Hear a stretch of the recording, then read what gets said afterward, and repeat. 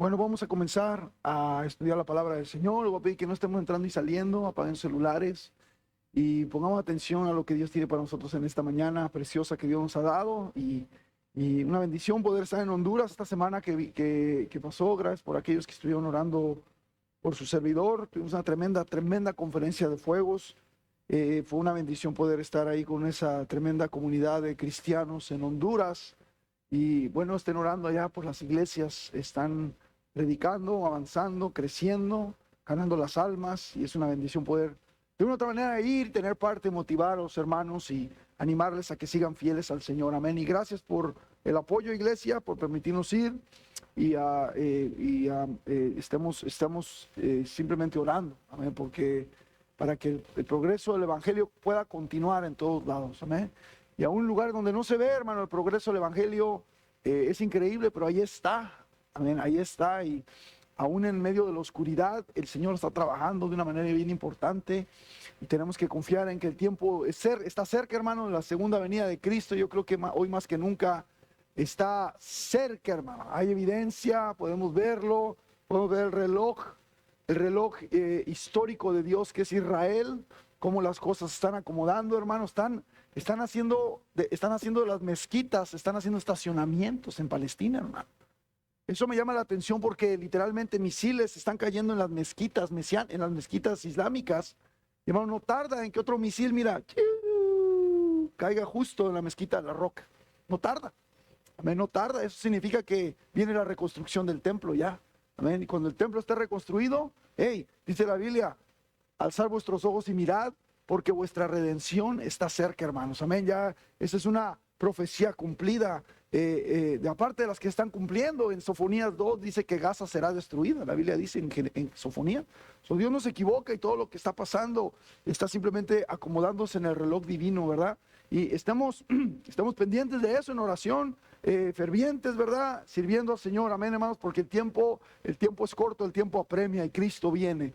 Vamos al libro de Hechos 12, por favor, en sus Biblias, Hechos 12.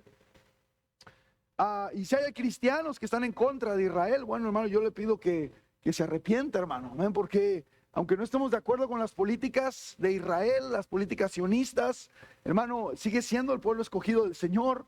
Dios no los ha desechado, amén. Al contrario, no ha desechado a su pueblo. Nosotros fuimos injertados dentro del olivo, amén, y estamos parte, hermano, del llamamiento de Dios, pero Él no ha desechado a su pueblo. Él algún día lo juzgará y lo está juzgando duramente, estoy de acuerdo, hermanos, pero tenemos que orar por la paz en Jerusalén, amén. Si usted no está de acuerdo con apoyar a Israel, significa que usted no conoce la Biblia. Simplemente usted es un ignorante. Si usted no apoya a Israel, si usted no está de acuerdo con apoyar a Israel, usted no conoce la palabra de Dios, no conoce al Señor. Amén. Entonces, le recomiendo que antes de hablar o antes de poner un post en internet, en el Facebook, en Instagram, tenga cuidado. Porque la Biblia dice, no hagáis mal a mis ungidos, ni maltratéis a mis profetas. Amén. Y hay que tener cuidado con meterse con la nación de Israel. No van las cosas bien después de eso. Amén. Entonces no estamos de acuerdo con las cosas que están haciendo, posiblemente la política que lleva a cabo Netanyahu u otros más, pero hermano, tenemos que orar por Israel, tenemos que orar por la paz en Jerusalén. Amén. Eso nos manda a nosotros como cristianos a hacer el Señor. Así que bueno, vamos a buscar en la Biblia y vamos a ponernos de pie, capítulo 12, 1. Aquí encontramos de la misma manera un tiempo difícil en Israel, un tiempo terrible para los cristianos. Y vuelvo a lo mismo, hermano, en este tiempo Israel estaba en contra de los cristianos, como está hasta la fecha el día de hoy. Si sabía, Israel no apoya el cristianismo, al contrario, de una u otra manera trata de, el judío ortodoxo aborrece a los cristianos, los abomina y no quiere saber nada de Cristo. Y Israel hasta cierta manera tolera, pero no está a favor del cristianismo. Amén. De todos modos tenemos que orar por ellos. Y aquí encontramos a los primeros cristianos. Los primeros cristianos fueron judíos. Se nos llegó el evangelio por medio de judíos, efectivamente, los primeros convertidos. Y aquí encontramos a una historia en un tiempo bien violento, bien terrible para los cristianos. Y como mencioné en la mañana antes de llegar, estaba yo meditando acerca de la actividad que tuvimos ayer con los muchachos. Fuimos a unas cuevas que no pensé que eran tan grandes y tan oscuras. Pero sí se nos advirtió, lleven lámparas, buenos zapatos para caminar. Y bueno, fuimos equipados de cierta manera, pero yo pensaba, hermanos, fuimos preparados para bajar las escaleras, entrar en la mera oscuridad. ¿Qué hubiera pasado si no hubiéramos estado preparados? Bueno, literalmente hay rocas por todo el tiempo. El piso está lleno de rocas, está lleno de lava y piedras puntiagudas por todos lados, salían en los lados. Ahora, la foto que les llegó a los jóvenes donde yo me estoy golpeando la cabeza, todo fue stage, ¿ok? No crean que sí me pegué, sino le dije a John, John, toma la foto aquí, y estoy poniéndome así al lado de una roca como que estoy pegando, y la mandó a todos los muchachos, y todos los muchachos estaban riendo de mí. Bien, pasó, no, fue stage, no pasó nada. Pero hermano, si no hay luz ahí, literalmente pierdes la orientación.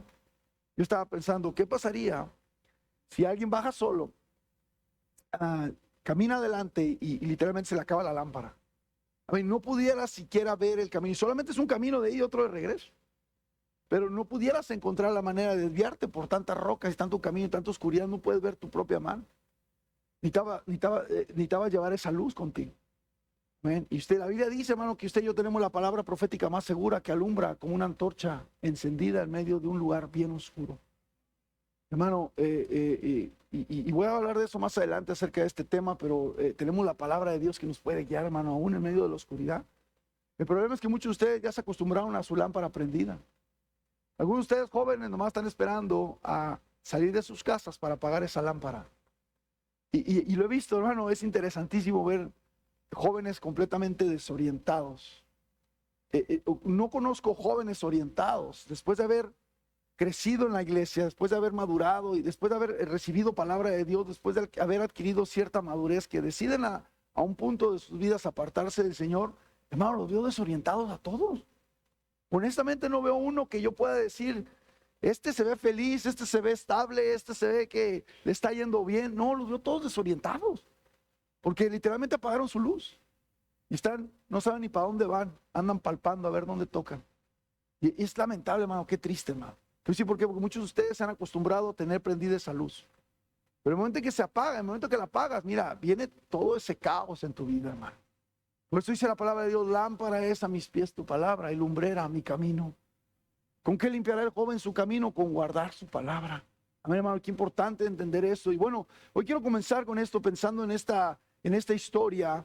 Hechos 12:1 dice, en aquel mismo tiempo el rey Herodes echó mano a algunos de la iglesia para maltratarles. Y no solamente maltratarles, aquí la palabra se queda corta, especialmente para matarles. Y mató a espada a Jacobo, hermano del apóstol Juan. Era otro de los apóstoles, Jacobo, no olviden eso. Dice, y viendo que esto había agradado a los judíos, procedió a prender también ¿a quién? A Pedro, al líder, al que había quedado como encargado, el líder de la iglesia. Dice, eran entonces los días de los panes sin levadura.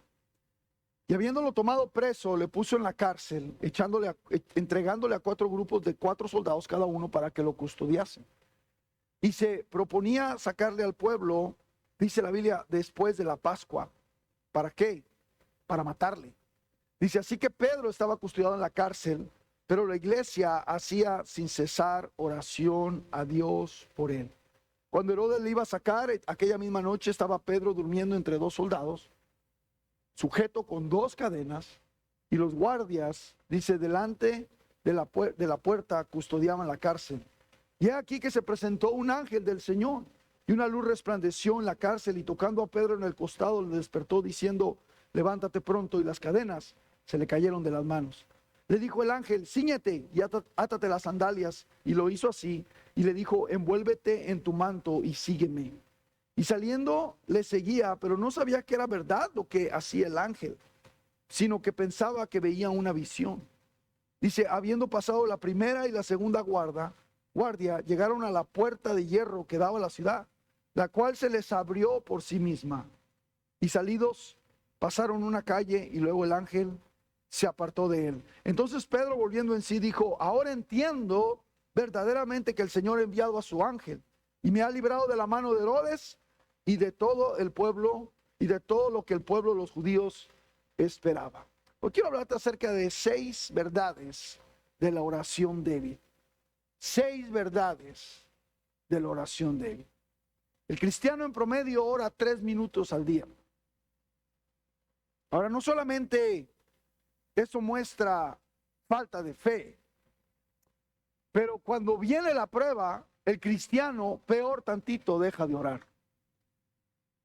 Cuando están las cosas bien, ora 3 minutos. Eso ya habla de un mal estado espiritual. Pero cuando viene la prueba, literalmente el cristiano deja de orar en promedio. Hay cristianos que se agarran de la oración en la prueba, pero la gran mayoría se despega completamente de la oración. Yo quiero ver acerca de una oración débil aquí. Y miremos desde el punto de vista de la historia y de la narrativa que se nos entrega aquí. Pongámonos un poco en los zapatos de los apóstoles y de los primeros discípulos que estaban pasando por esa terrible situación. Y miremos estas verdades que la palabra de Dios despliega aquí, no solamente como una historia, no solamente que las leamos como historias de fe de otros, sino que usted y yo nos sumerjamos, hermanos, en esta narrativa, porque el propósito de la Escritura no solamente es el de informarnos lo que está sucediendo en la Biblia, sino el de transformarnos a través de lo que sucedió. No solamente es informarme, sino transformarme a través de lo que sucedió. Yo quiero que miremos esto, vayamos a la palabra del Señor en este estudio. Padre, bendice tu palabra. Señor, habla a través de tu inútil siervo. Bendice, Señor, este tiempo, Señor. Hoy lamentable y tristemente, al tenerlo todo, al tener seguridad, al tener luz, al tener provisión aparente, Señor, no oramos como debemos de orar. Yo te pido, Señor, que nos ayudes en esta hora a entender la importancia de una oración, por más débil que sea. Señor, trabaja de una manera poderosa, obra a través de tu siervo inútil. Y rogamos, Señor, que tú bendigas este tiempo, bendigas a tus hijos, nos des entendimiento, dirección y sabiduría en el nombre de Jesucristo. Amén. Puede tomar asiento. Hermano Byron, pueden checar el aire acondicionado. Esto está apagado, el aire acondicionado no está funcionando. Vaya a checar abajo y préndamelo. Por favor, dígale a Byron, alguien que vaya a decirle al hermano Byron que lo prenda, por favor. Gracias. Bien, aquí la palabra de Dios nos describe, hermanos, un tiempo bien difícil. Encontramos a la iglesia, hermano, mire, bajo una constante amenaza de muerte. Nosotros en el hemisferio occidental encontramos difícil poder relacionarnos con el vivir de una constante amenaza. La verdad es que usted y yo no sabemos, verdaderamente no sabemos lo que es sufrir por Cristo. No sabe. ¿Usted cree que cuando le echan carrilla en el trabajo, porque usted es cristiano, porque usted es aleluya, porque usted es hermanito, usted ya se siente mártir? No, usted no sabe lo que es sufrir por Cristo. Entonces va a ser difícil poder asimilar y entender completamente y verdaderamente lo que estos cristianos en realidad estaban pasando. Aquí vemos pero quiero tratar de ayudarnos a entender esto. Vemos la situación. Acuérdense que eran humanos, hermano. Estos hombres eran hombres y mujeres como usted y como yo, como dice la palabra de Dios, imperfectos, ¿verdad? Sujetos a nuestras mismas pasiones, que estaban pasando una tremenda prueba.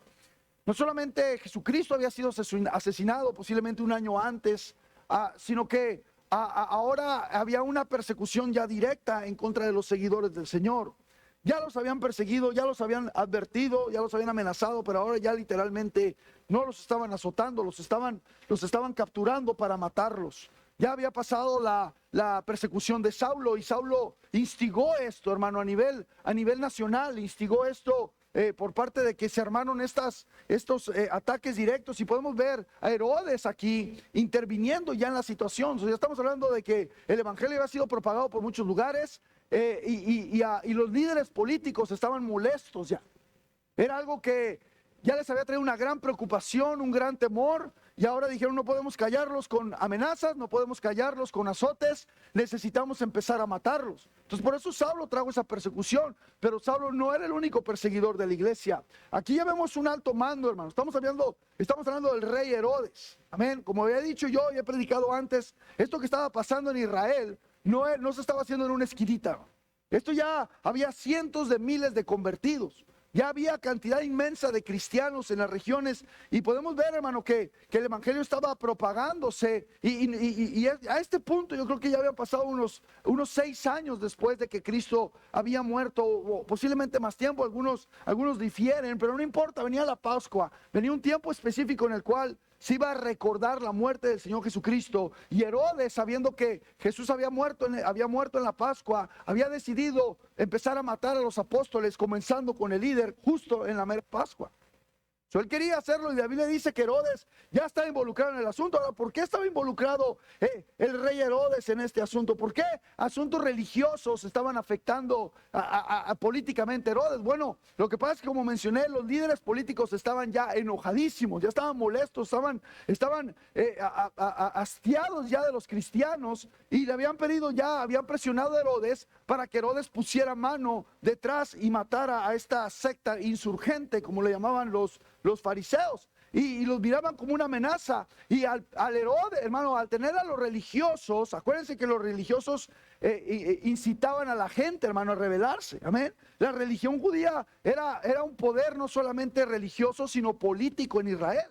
Y lo que estaba pasando era que Herodes ya sentía la presión, sentía el calor político, y él sabía que para poder mantener el poder en Judea, para poder retener ese poder, tenía que tener a los líderes religiosos contentos. Amén. Y por eso es del diablo mezclar al Estado con la iglesia. Amén. Es del mero Satanás. Satanás quiere que nosotros nos involucremos en la política. Cristo no quiere que nos involucremos en la política. Punto. Tenemos el derecho de votar, pero fuera de ahí no hay más, hermano, más que orar. Amén.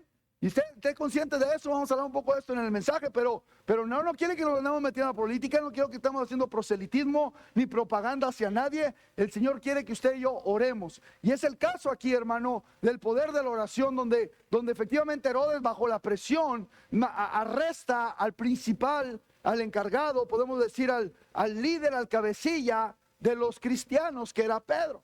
Amén. Y vemos aquí, hermano, mire, vuelvo a decir, nosotros difícilmente nos podemos identificar con esta situación, porque no hemos sufrido hasta la sangre como ellos ya lo estaban haciendo, hermano. Amén. Y no es fácil poder poner en los zapatos, pero efectivamente podemos ver cómo estos cristianos estaban aquí sufriendo persecución, y justo Herodes había decidido hacer un espectáculo de la ejecución y así ganar el apoyo de los líderes judíos para retener el control de la región. Mientras tanto, vemos a la iglesia que en aquel tiempo no tenía ningún derecho humano, no había ningún poder político, no había gente en el gobierno que pudiéramos nosotros usar para convencer a Herodes para que soltara a Pedro y dejara de perseguir a los cristianos. Déjame decirte, hermano, a pesar de que la iglesia no tenía poder político, la iglesia tenía más influencia que el poder político. Jesús había modelado para sus seguidores, había moldeado a sus seguidores para usar un arma más poderosa que cualquier otro grupo de personas podía usar: el poder de la oración. El poder de la oración. Y vemos aquí en el versículo 5, miren lo que dice la palabra de Dios aquí. Dice: así que Pedro estaba custodiado, ¿dónde, hermanos? En la cárcel, pero la iglesia hacía sin cesar, ¿qué dice, hermanos?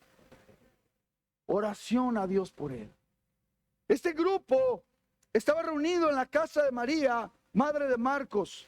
Y dice la palabra de Dios que estaban orando en este lugar, específicamente pidiendo por la liberación del apóstol Pedro. Estaban orando por eso. La Biblia dice que estaban pidiendo a Dios que el Señor de una u otra manera liberara a Pedro de la muerte. Estaba encarcelado Pedro. La Biblia dice que Herodes sabía que era un hombre bien importante dentro de la secta de los nazarenos, o de ser la secta del camino, como tenía diferentes nombres, y lo habían apresado de tal manera que estaba sujeto a 4 guardas, estaba sujeto a 2 cadenas, a 2 puertas, principalmente a una que estaba después, que era de metal. Era imposible, humanamente hablando, que Pedro pudiera salir. Pero aún así la Biblia dice que la iglesia, ese pequeño grupo, estaba ahí en una casa orando, haciendo sin cesar oración a Dios por él. Yo creo que estaban en diferentes lugares regados, ¿verdad? Porque la iglesia en aquellos tiempos estaba dispersada en toda Jerusalén. Ya estaban en otras partes del mundo. No sé si otros lugares estaban orando por ellos, pero en este lugar, la Biblia dice que aquí, en este lugar había un grupo de hermanos en casa de María que estaban haciendo oración a Dios por el apóstol Pedro. ¿Y qué sucedió? Inmediatamente el versículo 7 nos cuenta la historia, no lo vamos a volver a leer, pero nos cuenta la historia que un ángel vino y le dijo a Pedro: levántate, las cadenas se soltaron.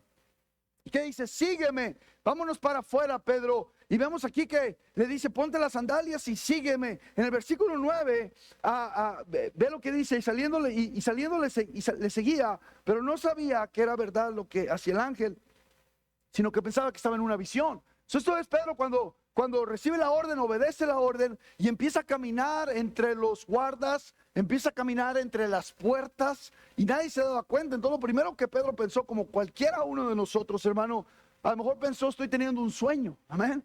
Estoy teniendo una visión nada más, esto no puede ser real. Y de una otra manera hasta que vio que ya estaba fuera de la cárcel, amén. Hasta que estaba fuera en el versículo 11 dice, ahora entiendo verdaderamente que el Señor ha enviado a su ángel para liberarme, hermanos, amén. Y vemos aquí claramente que él había sido liberado por un poder infinitamente más grande que el poder del rey Herodes, el poder del todopoderoso Jesucristo, hermano. Él lo había venido a sacar de la cárcel. Por encima de la autoridad de César, por encima de la autoridad del rey Herodes, hermano, juntos no pudieron detener a Pedro. ¿Por qué razón? Porque la iglesia hacía sin cesar oración por Pedro. Vemos en incredulidad aún a Pedro, posiblemente aún dudando de lo que había pasado, diciendo, el ángel me ha librado y de todo lo que el pueblo esperaba. ¿Qué es lo que esperaba la gente? La gente esperaba que Pedro fuera ejecutado en la Pascua, que Pedro fuera crucificado, que Pedro fuera azotado hasta la muerte. Ellos querían matar a Pedro. Hermano, lo vuelvo a repetir, es importante, hermano, que mientras leemos la narrativa de la historia, nos sumerjamos en la narrativa, hermano. Deberíamos de sentir el terror y el desánimo, hermano, de la iglesia primitiva cuando estaba en tiempo de Herodes. Detrás de ella para derramar sangre, para matarlos a todos. Y deberíamos relacionarnos con Pedro, hermano, de la misma manera, cuando estaba lleno de dudas y confusión. Y de la misma manera relacionarnos con la iglesia que todavía más dudó. La iglesia más dudó de la liberación de Pedro. Mire, y quiero que entienda eso, hermano. Quiero que entienda esto. Y vamos a ver esto, pero ponga atención, ve lo que dice el versículo, vaya conmigo al versículo 12, 11. Lo cómico que estaba sucediendo aquí, vemos más adelante, el versículo 11. Entonces Pedro, volviendo en sí, versículo 12, perdón. Y habiendo considerado esto, llegó a casa de María, la madre de Juan, el que tenía por sobrenombre Marcos, donde muchos estaban, ¿qué? Reunidos orando. Ahí estaban unidos orando los hermanos, en la casa de María. Dice, cuando llamó a Pedro a la puerta del patio, salió a escuchar una muchacha llamada Rode. Uno de los que estaban ahí orando, escuchó que alguien estaba tocando y se asomó. Dice, la cual cuando reconoció la voz de Pedro, de gozo no abrió la puerta. Se sorprendió tanto y se alegró tanto que ni siquiera abrió la puerta, sino que corriendo adentro dio la nueva de que Pedro estaba a la puerta. Ahora no había visto a Pedro todavía, pero reconoció la voz de Pedro. Y hermano, ellos le dijeron, mira lo que dije, estás loca. You're crazy. Estás loca. Pero ella aseguraba que así era. Entonces ellos decían, es su ángel. Hermano, quiero que ponga atención a eso. Dice, pero más Pedro persistía en llamar. Y cuando lo vieron, le abrieron y lo vieron. ¿Qué dice? ¿Se quedaron qué? Asombrados. Lo primero le dijeron que estaba loca. Luego le dijeron, ese era el espíritu de Pedro. No puede ser que sea Pedro. Y luego cuando lo vieron, dice la palabra de Dios que se asombraron de que era Pedro. Pero Pedro, haciendo la señal que se callasen, les contó cómo el Señor lo había librado. Dice y dijo, haced saber a Jacobo y a los hermanos. Y salió, Jacobo refiriéndose al medio hermano de Cristo, no al que habían matado obviamente. Dice, y salió y se fue a otro lugar. Ahora, una vez liberado de prisión, fue a casa de María. Los trata hermanos, de tocar la puerta. Sus hermanos estaban ahí llorando, pidiendo a Dios que lo librara. Vemos aquí claramente que sale esta muchacha. La muchacha va y le avisa a la gente. Dice, ¿tú estás loca? Y unos dijeron, bueno, a lo mejor es el espíritu de Pedro. Y luego cuando lo ven, dice la Biblia que se quedaron asombrados de que era Pedro. Mi pregunta es, ¿qué no estaban orando por eso? Lo que me está diciendo aquí la Biblia, ponga atención a esto, aquí está la clave. Lo que me está diciendo aquí la Biblia es que aún a pesar de que estaban orando por eso, estaban dudosos. Porque dijeron, usted hermano, mire, estos cristianos eran cristianos llenos del Espíritu Santo, llenos de poder, llenos de la fuerza del Señor, llenos de nuevo valor. Entonces cuando Roda dijo, oh, ya sabíamos, ya Dios contestó, abra la puerta. Y dijéramos nosotros, no, pues es que son los primeros discípulos. Pero no, hermano, ¿me está entendiendo? Cuando escucharon que era Pedro, dijeron, tú estás loca. Le dijeron, no, a lo mejor es su espíritu. Cuando lo vieron, dijeron, no podemos creerlo, es Pedro. ¿Qué no estaban orando por eso? Lo que vemos aquí, hermanos, es una oración débil en medio de la oscuridad. Una oración débil, de muy poca fe, porque no podían creer que era Pedro. Pero aún así Dios, escucha hermano, escúchame, aún así Dios contestó esa oración débil. Y le voy a decir por qué razón usted no ora. La razón que usted no ora, hermano, una de las razones, hay varias, pero una de las principales razones de por qué el cristiano no ora es porque cree que su fe no es suficientemente grande para atraer la respuesta del Señor a su vida.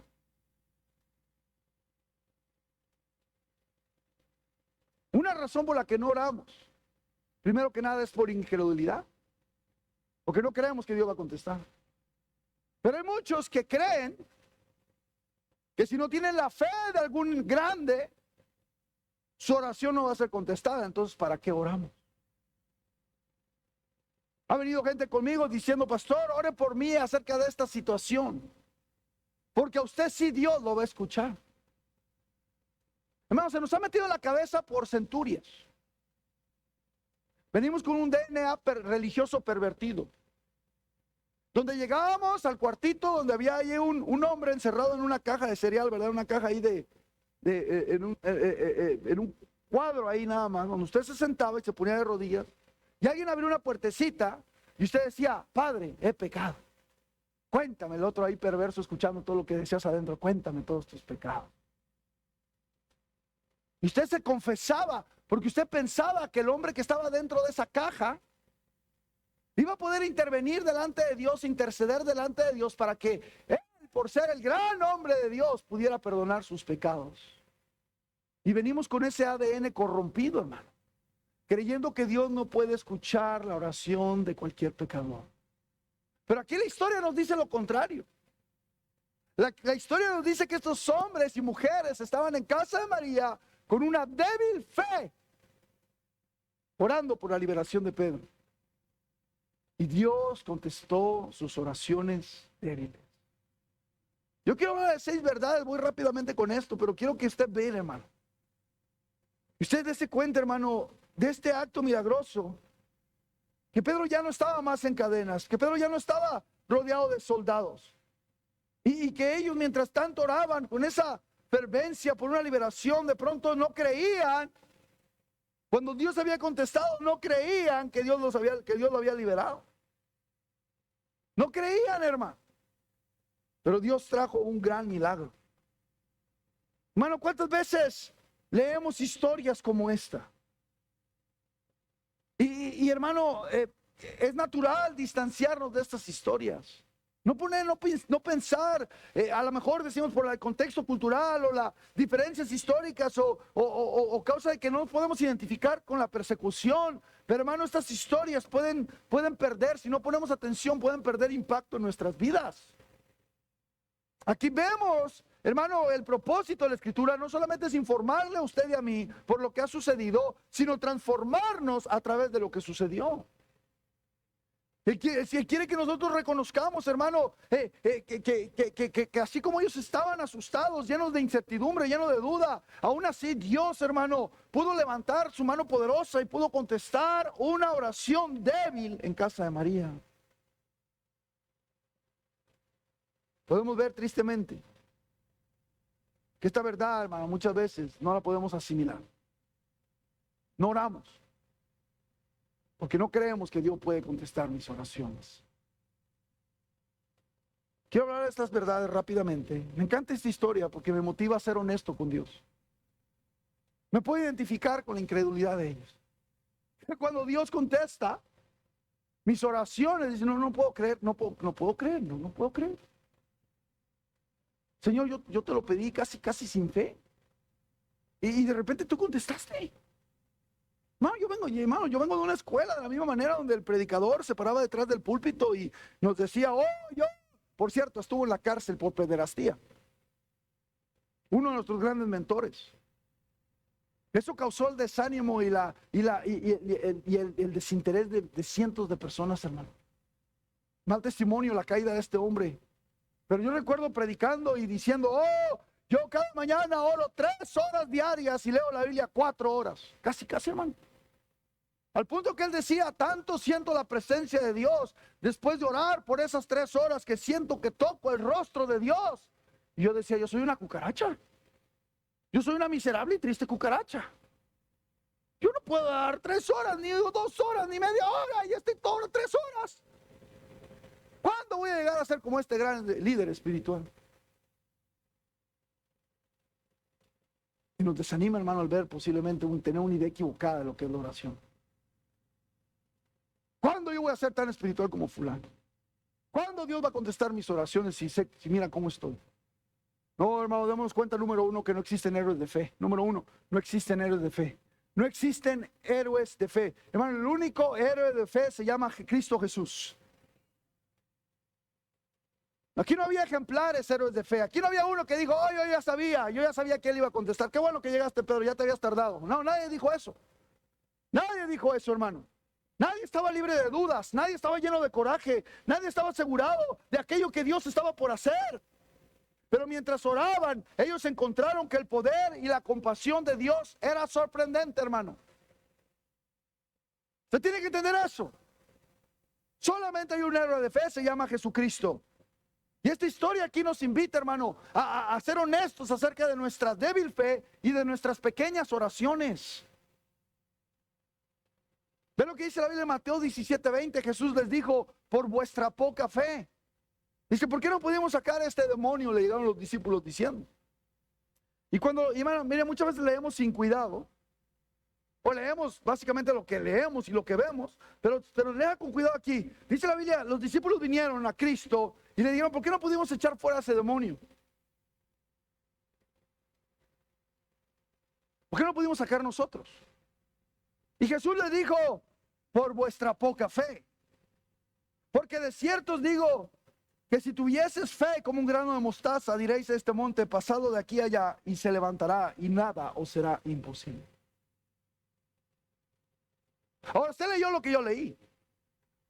Pero es interesante cuando yo dije, Señor, pero tú no, tú dices poca fe de pequeño. Hermano, ¿qué más pequeño es? Tener un grano, semilla de mostaza en la mano. Cabe entre la uña y el dedo. Más pequeño que no. Porque aquí dice poca fe. Tenían poca fe. No, hermano, tenían fe. La palabra original aquí, la palabra original significa apistis. La palabra apistis significa sin fe. La palabra original, en sí, la Biblia en inglés lo tiene correctamente.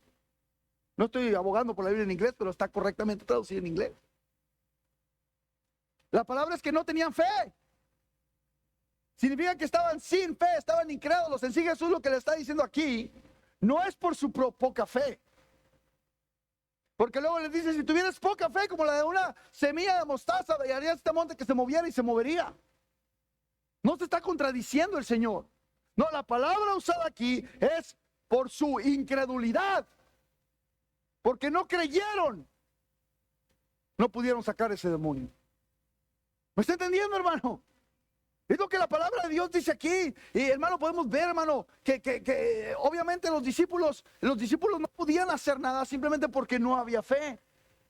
Pero el Señor quiere un poco de fe. Tampoco que lo compara con un grano de mostaza, hermano.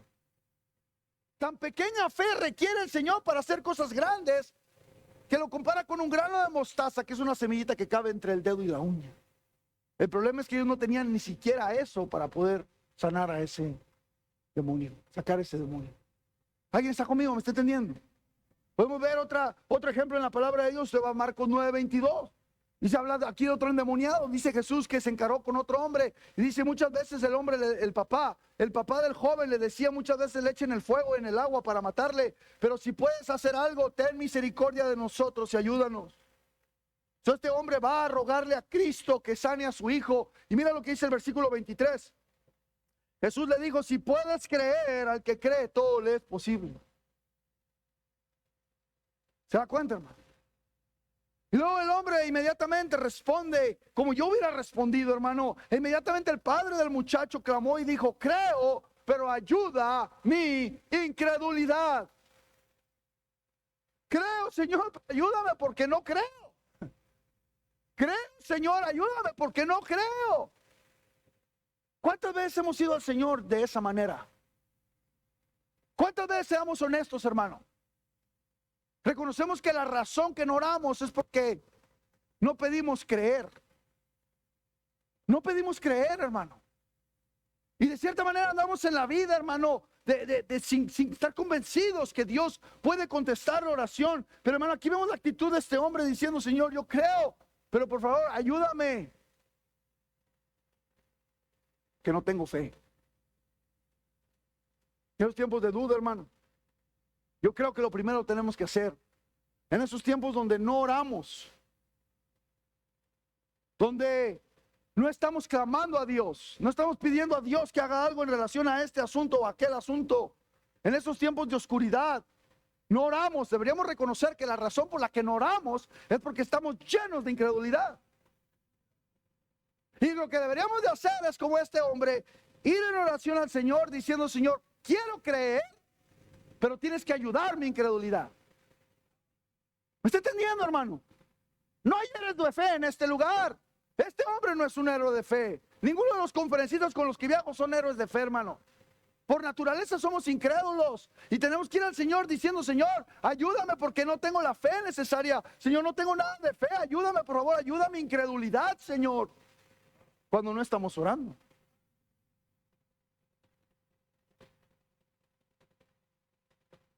¿Cuándo fue la última vez que usted pidió por ayuda en su incredulidad? No le voy a decir cómo responde a su incredulidad, simplemente no ora. Seamos honestos. No oramos porque no creemos. Porque si verdaderamente quisiéramos ver a la mano de Dios obrar, reconoceríamos, como dice aquí la Biblia, solamente un poco de fe. Sí, Señor, por favor, dame ese poco de fe para creer.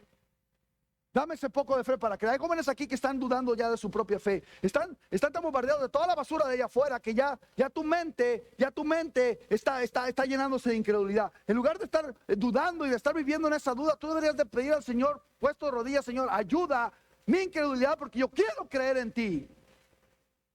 Pero no estás orando por esa incredulidad. ¿Alguien se entiende lo que estoy diciendo, hermano? Vemos el ejemplo de Elías, sujeto, dice la Biblia, Santiago 5:17, Elías era hombre sujeto a pasiones semejantes a las nuestras. Hermano, Elías se deprimió, Elías pasó una profunda depresión, Elías tiró la toalla. Pero aún así Dios estuvo con Elías y escuchó sus oraciones. Aún en esa depresión, dice la Biblia que oró fervientemente para que no lloviese, y no llovió sobre la tierra 3 años y 3 meses y 6 meses.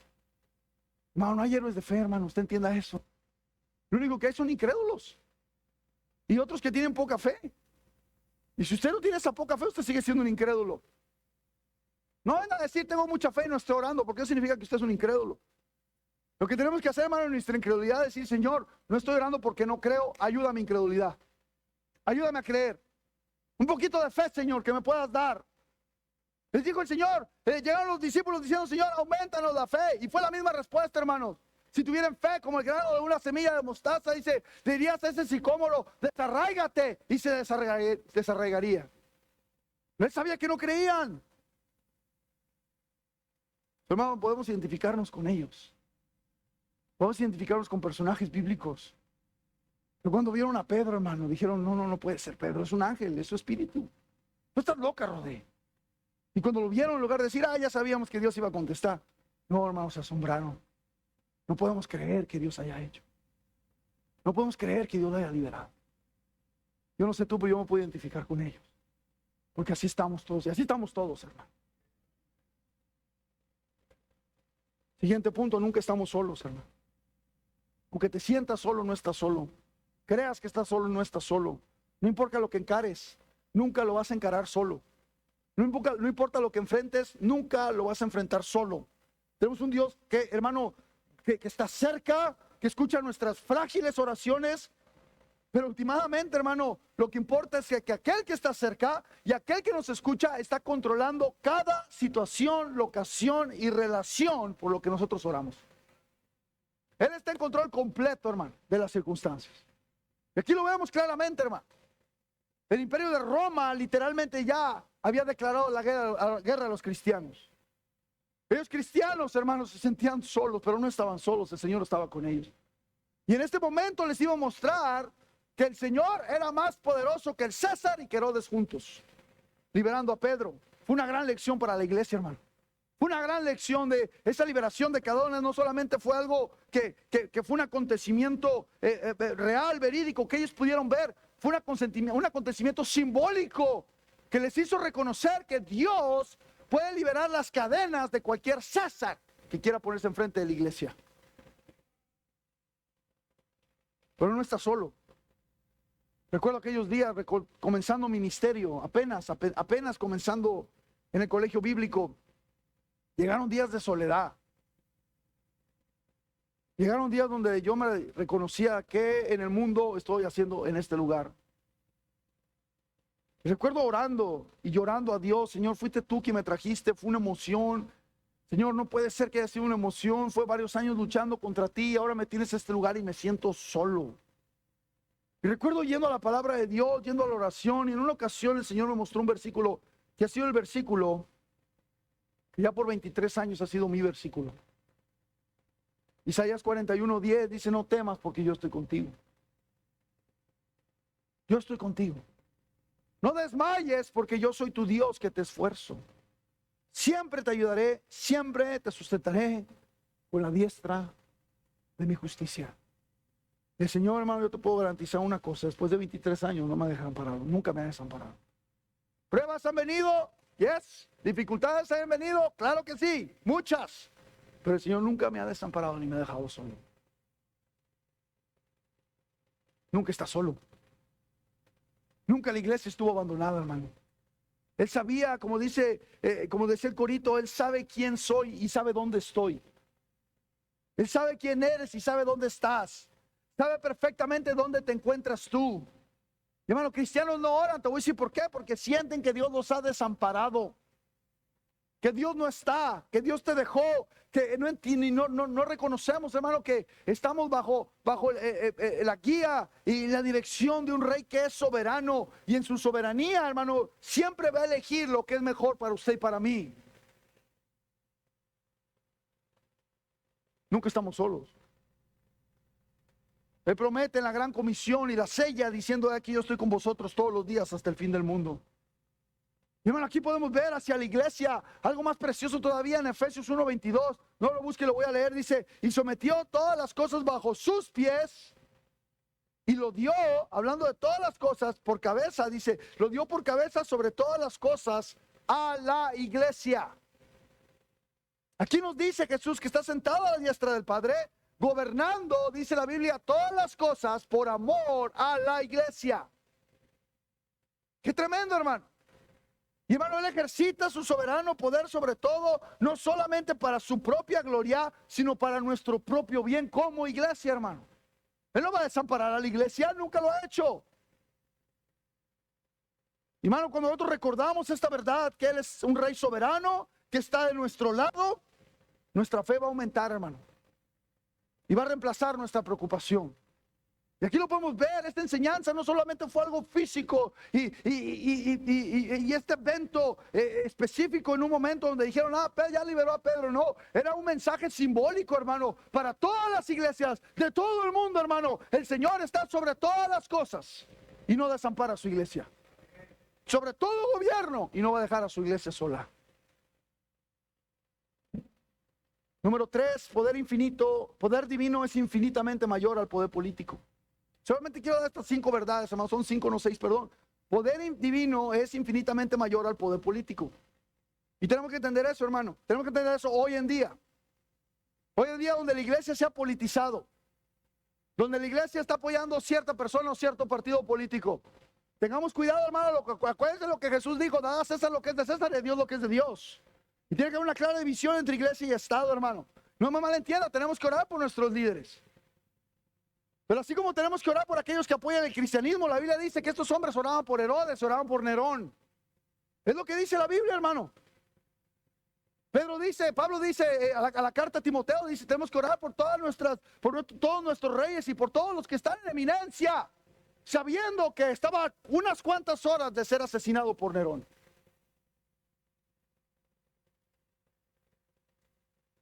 Pero aquí podemos encontrar, hermano, claramente en la historia no había posibilidades políticas que Pedro podría salir. Pero había un poder superior, mayor que cualquier poder político, que lo iba a sacar. Y es interesante y cómico, hasta cierto punto el Señor tiene sentido del humor.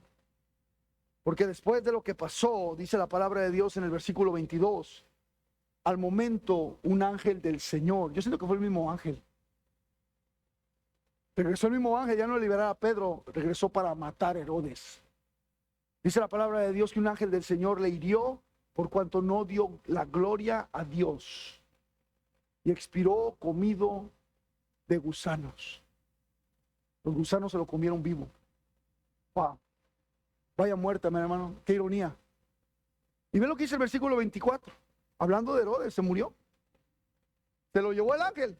Se lo comieron los gusanos, versículo 24. Pero la palabra del Señor crecía y se multiplicaba.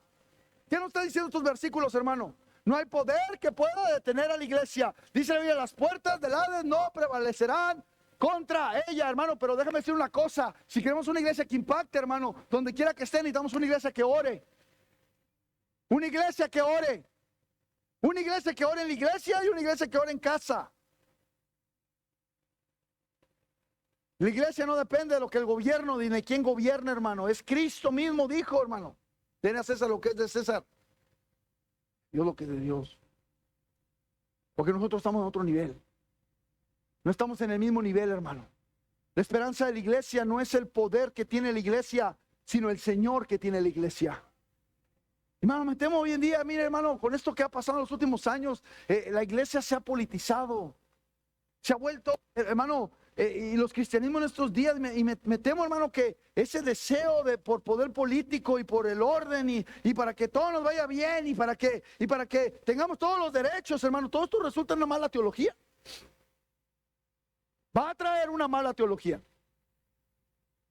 Porque la iglesia primitiva, hermano, oraba y respetaba a sus líderes, honraba a sus reyes, aún a pesar de que estaba en constante persecución por parte de ellos.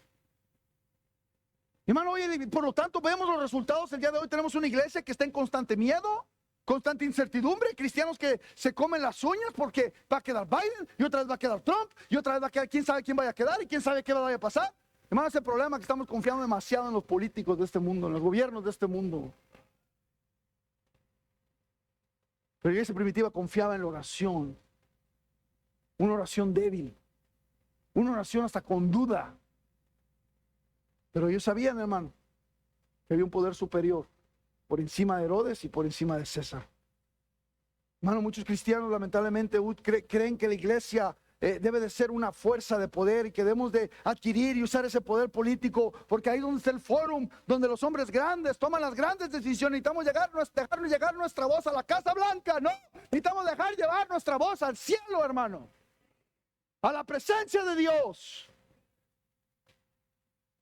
Y dejar de tomar posiciones políticas, dejar de criticar gobernantes, dejar de estar metido en eso. Lo que tenemos que hacer es orar para que Dios siga trayendo paz en este lugar, como dice el apóstol Pablo. Torcemos la teología y la iglesia se pervierte y pierde su principal mensaje, hermano. Se meten en alianzas dudosas y cosas que son impropias. Hace cosas que son impropias para adquirir, hermano, el poder.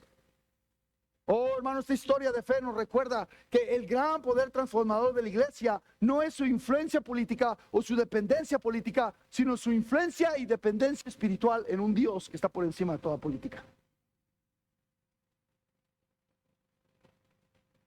Es el poder divino que nos da el Señor cuando nos dice las puertas del Hades no prevalecerán contra ella.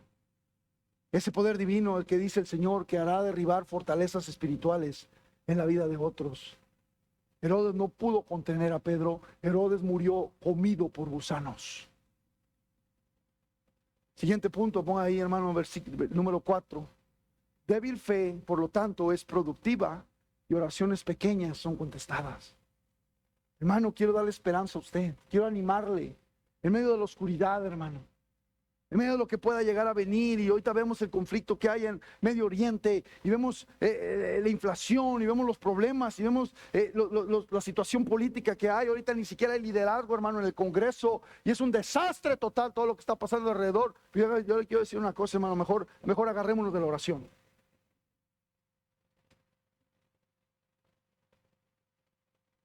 La respuesta de Dios no es directamente proporcional al tamaño ni a la fuerza de la fe de la persona que haya orado.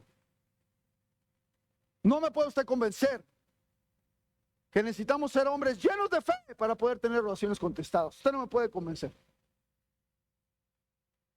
Tiene que tener fe, completa fe, entera confianza para que Dios conteste la oración. No me puede usted convencer con eso. Porque aquí veo un montón de hombres y mujeres incrédulas con oraciones contestadas. Pero el problema que no oramos es porque creemos que tenemos que estar llenos de fe para poder tener oraciones contestadas. Yo leo acerca de hombres que simplemente dijeron: yo creo, Señor, pero por favor ayuda a mi incredulidad. Y el Señor responde. Aquí esta historia, hermano, nos ilustra claramente lo contrario, hermano. Porque si fuera el caso de que las oraciones son contestadas solamente a través de hombres llenos de fe, en mi vida no serían contestadas. Y lo son. Y lo son, hermano. No porque soy un gran hombre de Dios, no, porque soy un hombre común y corriente con un gran Dios. Y cristianos aquí tienen que reconocer eso. No existen grandes hombres de Dios, solamente existen hombres comunes y corrientes con un gran Dios. Hombres de poca fe con un gran Dios. Poca fe es la palabra griega apistía, como ya dije. Mal traducida en la Biblia en español, y lo vuelvo a decir, no me da miedo, está mal traducida porque no significa poca fe, porque poca fe significa poca fe. No, aquí Dios les dijo, hombres sin fe, incrédulos. No tenían nada de fe, porque si tuvieran poca fe, si hubieran tenido poca fe, hubieran podido haber sacado ese demonio. Es lo que les dice el Señor, hermano. Me preocupa esa oración legalista que regularmente afecta a la iglesia. Que nos dice que no podemos ver oración contestada porque no estamos ejercitando suficiente fe. Eso nos deja a nosotros sintiéndonos culpables, nos deja sintiéndonos incapaces de poder tener oraciones contestadas, desanimados. Entonces, ¿para qué oro si yo no soy como fulano, como sutano? Yo recuerdo allá en la iglesia donde salí que mi pastor ponía a orar a los diáconos. Uy, Santa Cachucha, ya viene el diácono, presínense, por favor. Yo no sé quién les da ese poder a los diáconos. Los diáconos sentaban mero atrás en las últimas 4 sillas, casi de oro en las sillas, borradas de oro, ¿verdad? Casi, ahí se sentaban. Yo no para hacerlos enojar, yo me sentaba en esas sillas. Siendo joven y respetuoso, me sentaba en esa silla. ¿Por qué te sientas en mi silla? Ah, caray, pues ¿dónde está su nombre? Hay un montón de sillas ahí enfrente, puedes sentar también ahí enfrente. Usted necesita tanta la predicación como yo también necesito la predicación. Siéntese adelante. Se enojaban los diáconos conmigo. Mi papá era uno de esos diáconos, uno de los 4. Pero recuerdo una vez uno que lo invitaron a pasar a orar. Hermano fulano, pase a orar. Ya pasaba desde atrás para que todo el mundo lo viera, ¿verdad? Santo diácono de la iglesia. Se paraba aquí en la iglesia, agarraba el púlpito. Vamos a sacar a traer su Biblia. Yo no sé para qué trae la Biblia si iba a orar. Chica bibliota que carga. Y la abrí. A ver, hermanos, vamos a orar. Oh, santísimo Dios eterno del cielo, que nos envuelves en una burbuja de amor en este momento. Yo te pido en el nombre de Jesús que te reúnas con tu magna presencia delante de nosotros, oh Señor. Y todo el mundo. Ese hombre sabe orar. Yo no sé orar. Ese hombre sabe orar. Imagínate, hermano, llegar a tu casa y que tu esposa te abra la puerta y te diga, hey, viejo, ¿cómo estás?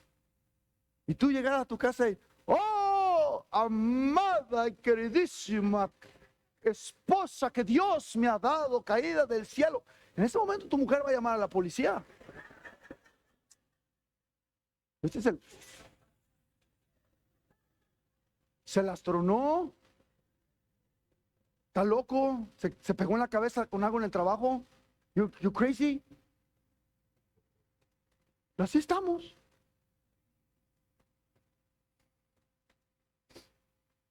No podemos decir honestamente cuando vamos a tocar a la puerta del Señor, no podemos llegar honestamente cuando Él nos dice, ¿cómo estás, Carlos?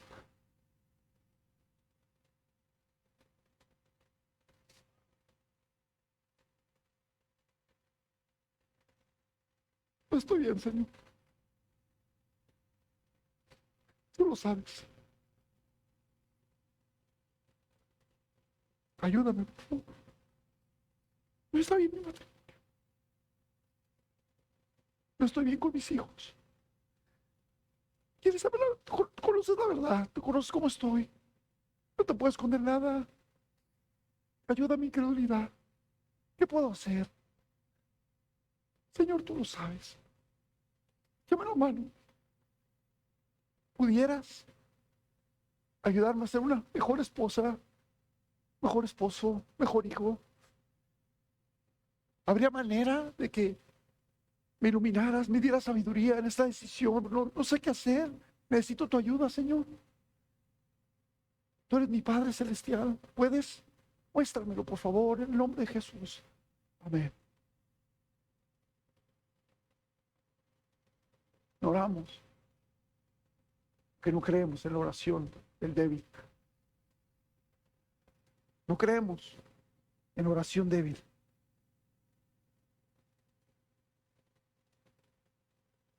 Él dice, yo habito en la altura, en la santidad, dice el Altísimo. Dice, pero también habito con el quebrantado y humilde de espíritu, para vivificar el corazón de los quebrantados, para animar a los caídos. Yo habito con ese humilde, con ese sencillo, que tiembla mi palabra. Con eso que le quiero andar. Hermano, no oramos por nuestra poca fe. Ojalá hubiera poca fe. Ojalá hubiera poca fe. Oramos porque no hay fe. Y déjeme dar una buena noticia, hermano. Todos aquí en este cuarto podemos desarrollar poca fe. Porque esa historia me predica a mí gracia. Me predica a mí esperanza. De que a pesar que había una iglesia junta, incrédula, débil, orando con poca fe, el Señor no lo reprochó, el Señor no lo ridiculizó, el Señor no los hizo un lado, no, al contrario, el Señor se reunió con ellos y los consoló y los animó y les dio poder y les dio ánimo y les dio esperanza para seguir adelante. Oh, querido hermano, estamos mal. No oramos, no por nuestra poca fe. Oramos porque no hay nada de fe. Ojalá hubiera poca fe.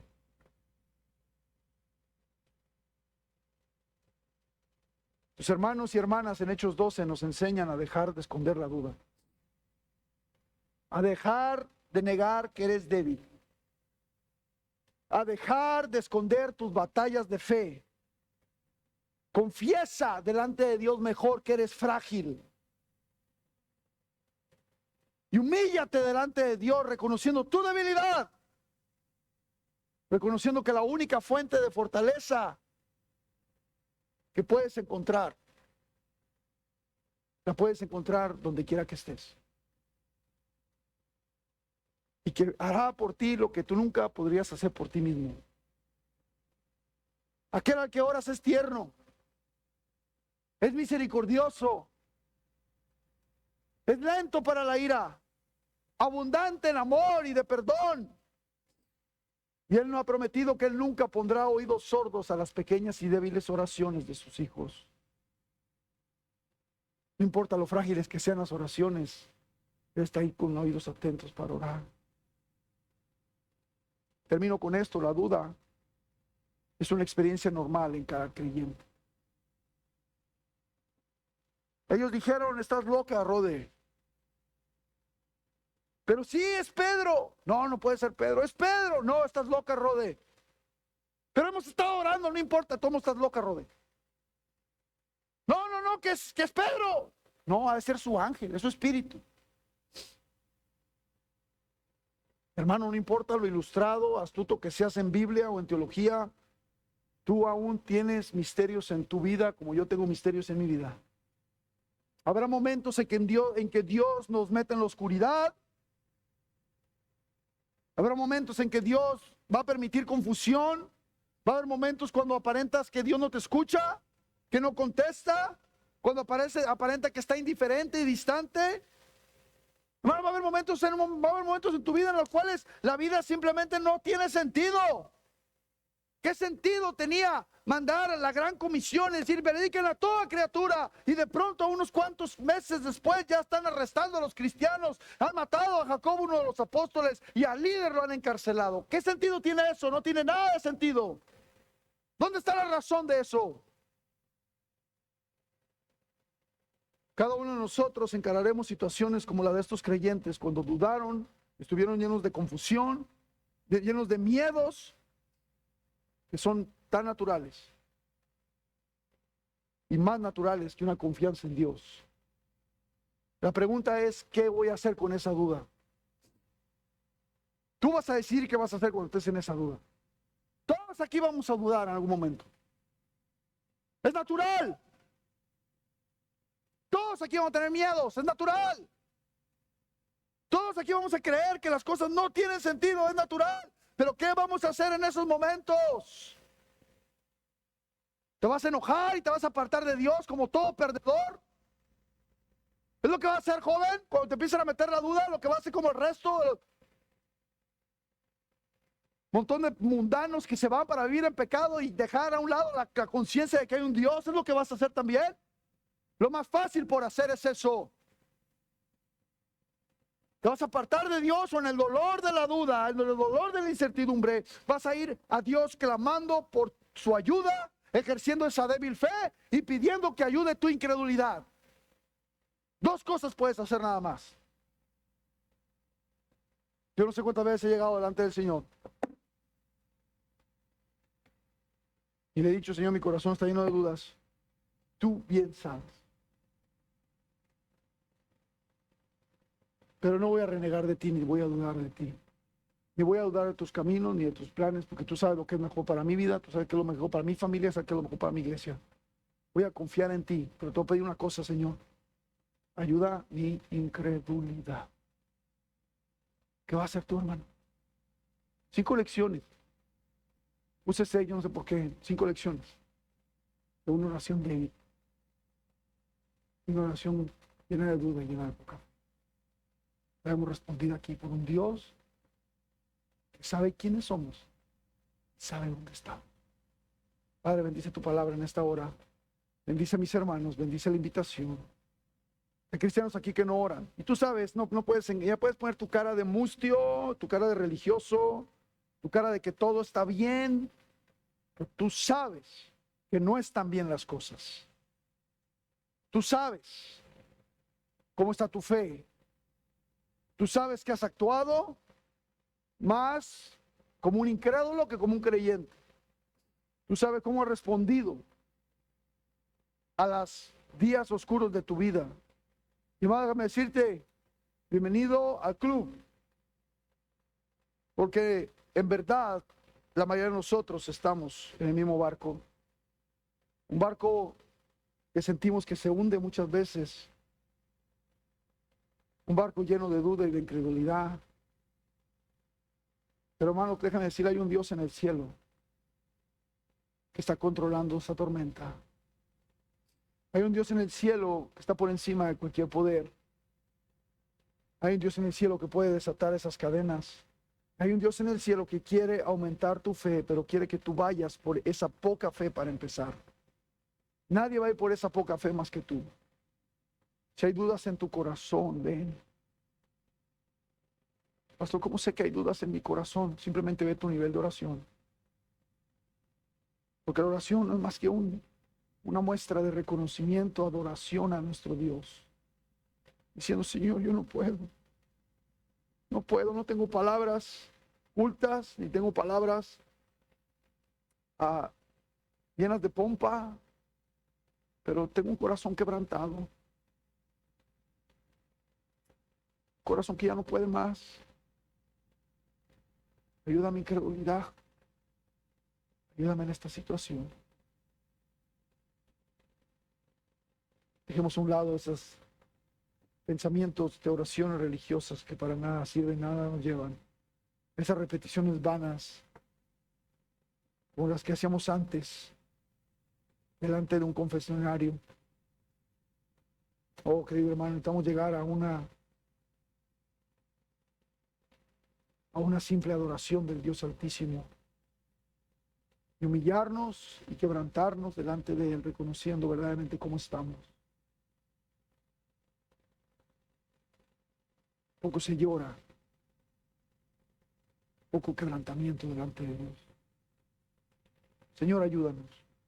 Vi a alguien aquí, el altar está listo aquí ya. Pero vi a alguien más que dijera, pastor, ore por mí, Dios habla mi corazón. Yo me siento como esos cristianos orando en casa de María. Siento que el Señor no contesta. Tengo dudas en mi corazón. Hay cierta incredulidad. Y está diciendo aquí dispuesto, diciendo, Señor, yo quiero creer, ayuda a mi incredulidad. Ayúdame a orar, Señor, a pasar tiempo contigo, a abrir mi corazón humildemente y sencillamente, Señor, delante de ti. A entrar en ese closet donde nadie me ve, donde yo puedo abrirme delante de ti y poner mis cargas en tu presencia. En la situación donde no puedo llamar, no puedo hacer nada, he hecho lo que puedo. Que tú obres, Señor, que tú hagas algo. En esa encrucijada donde no sé qué dirección tengo que tomar. En ese problema o esa pérdida donde no sé qué hacer. Señor, tú sabes dónde estoy y sabes quién soy. Y dijera, pastor, ore por mí. Alguien así levanta tu mano, yo quisiera por ti. Alguien así levanta tu mano. Dios te bendiga, Dios te bendiga, Dios te bendiga. El mensaje se entendió. ¿Qué vas a hacer con el mensaje? ¿Qué vas a hacer cuando venga esa incredulidad, cuando venga esa duda, cuando venga esa prueba inmensa que vas a enfrentar? ¿Qué vas a hacer? ¿Vas a renegar de Dios? ¿O vas a buscar su presencia en una actitud de adoración y humillación delante de Él? El piano va a tocar en este momento, que vas agachados, ojos cerrados, vamos a ponernos todos de pie, todos de pie, todos de pie. El altar está abierto. Si usted quiere tomar una decisión en el altar, no se quede en su lugar, pase al altar o póngase de rodillas. Póngase de rodillas. Basta ya de una fachada falsa delante de Dios. No me importa tanto cómo te mires delante de uno, me importa cómo te miras delante de Dios. ¿Cómo estás delante de Dios? Porque las estadísticas enseñan que no estamos orando. No estamos orando. No porque hay poca fe, simplemente no hay fe. Y por eso no estamos orando. ¿Qué vamos a hacer cuando entremos en esa oscuridad?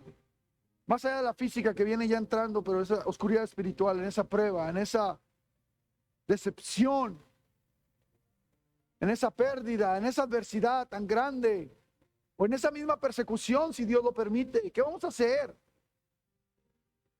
¿Vas a negar a Dios? ¿O vas a hacer lo que estos humildes cristianos hicieron? Señor, oramos y no pensamos que ibas a responder, pero ya lo hiciste, Señor. Danos fe para creer. Ayuda a nuestra incredulidad. Para que la siguiente vez oremos, pero creyendo que lo vas a hacer, confiando en que así será. Oh, hermanos, reconozcamos esta verdad. Alguien que diga, pastor, ore por mí, la verdad es que si yo muero el día de hoy, Si yo muero, literalmente muero, yo no tengo la seguridad de ir al cielo. No estoy 100% seguro que voy a ir al cielo. Tengo dudas. Hay dudas. Dijera, pastor, ore por mí, yo quisiera saber cómo puedo yo ir al cielo. Levante su mano, hubiera alguien así que diga, pastor, ore por mí. Ore por mí. Levante su mano, hubiera alguien así. No tengo la seguridad de vida eterna y yo quisiera tener esa seguridad. Alguien que diga, pastor, ore por mí, ya soy salvo, pero no he sido bautizado. Hubiera alguien así, levante su mano, hubiera alguien así. No he sido bautizado todavía. Quisiera ser bautizado el día de hoy. Hubiera alguien así, levante su mano. Alguien así, levante su mano, quiere ser bautizado. Nancy, there's Nancy right here. Byron. ¿Alguien más? Padre, yo te doy gracias. Digo que bendigas a mis hermanos. Tú no andas en busca de grandes hombres de fe. Simplemente andas buscando un hombre humilde, una mujer humilde y quebrantada que vaya en tu presencia con un poco de fe para creer que tú puedes hacer algo. Ayúdanos, Señor, en esta hora de cada decisión tomada en el altar. Te ruego por nuestras vidas, Señor. Danos esa poca fe que necesitas para hacer cosas grandes. En nombre de Jesús pedimos esto y te damos las gracias. Amén.